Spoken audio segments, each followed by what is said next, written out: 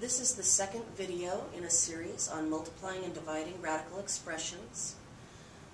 I'm going to show you 3 different ways that you can do this multiplication. I want you to pick one of the ways that you are most comfortable with and stick with it.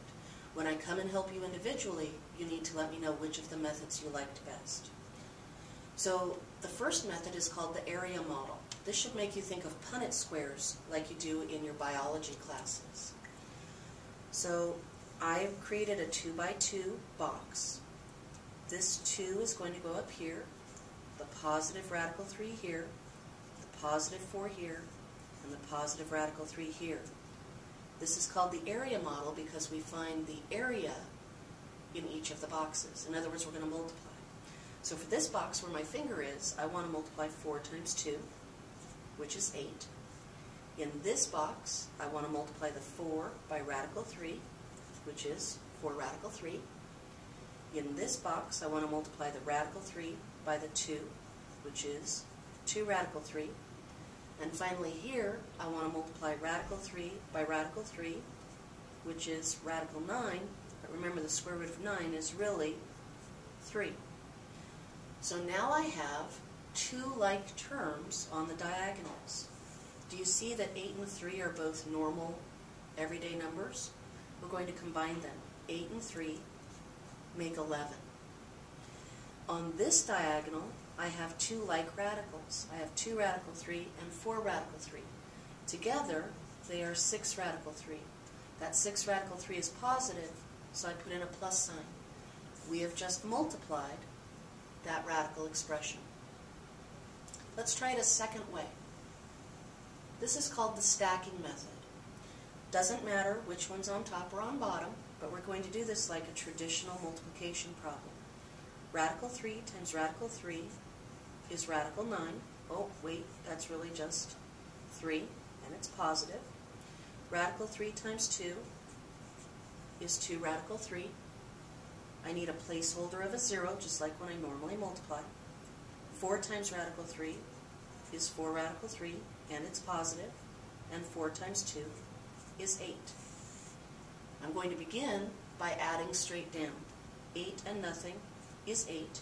2 radical 3 plus 4 radical 3 is plus 6 radical 3. And this square root of 9, which really became a 3, plus 0, is 3. But now I realize I still can combine the 8 and the 3, and I get 11 plus 6 radical 3. Same answer that I had before, just a different approach. Let's look at the third way to do it. This is the way that's more traditional. This is called the FOIL method. FOIL is an acronym for first, outer, inner, last. So FOIL, first times first. 2 times 4 is 8. O is outer. 2 times radical 3 is positive 2 radical 3. Inner, radical 3 times 4 is positive 4 radical 3. And last, radical 3 times radical 3 is plus radical 9. Oh wait, the square root of 9 is really 3. Now I go back and I collect my like terms and my like radicals. 8 plus 3 is 11. 2 radical 3 and 4 radical 3 are a positive 6 radical 3. Again, I got the exact same answer, just a different method. There's also something called the distributive property.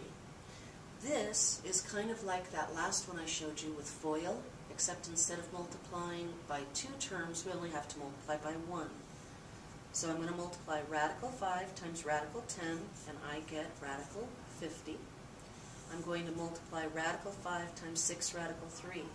Well, the 6 stays the same, but 5 times 3 is 15. Now, we're not necessarily done. I knew in the last problem that radical 3 wouldn't simplify anymore, but now I need to look at 50 and 15. 1, 4, 9, 16, 25, 36, 49, 64. Okay, 50 is not in my list. It won't divide nicely by 49, 36, but it will divide by 25.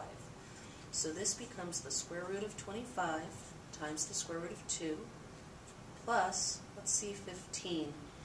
15 does not divide nicely by 9. It does not divide nicely by 4. Oh, this one will stay the same, 6 radical 15.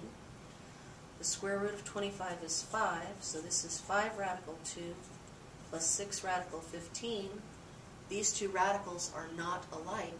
I cannot go any further. There's my final answer.